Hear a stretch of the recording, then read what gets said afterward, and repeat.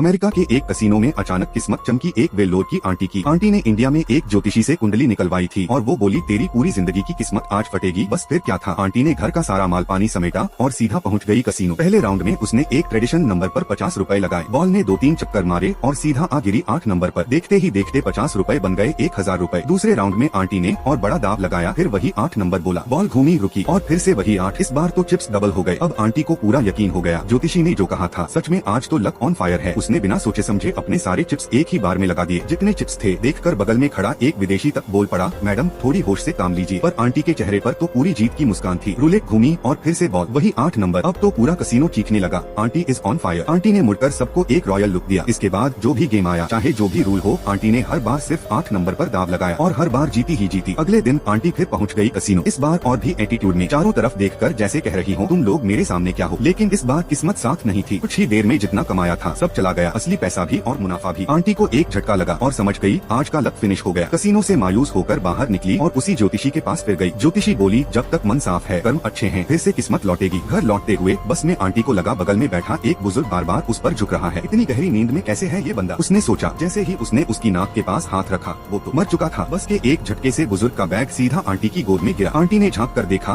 Bag में ढेर सारे टिकट और कागज थे और गले में एक अजीब सा टैटू, जिससे लग रहा था ये कोई शरीफ आदमी नहीं था। आंटी ने बिना वक्त गवाए वो बैग उठा लिया और चुपचाप घर चली आई। घर आकर जब गिना तो उसमें 88.8 लाख रुपए थे। अगले दिन आंटी ने बढ़िया परफ्यूम लगाया, साड़ी लहराई और सीधा निकल पड़ी शॉपिंग स्प्री पर।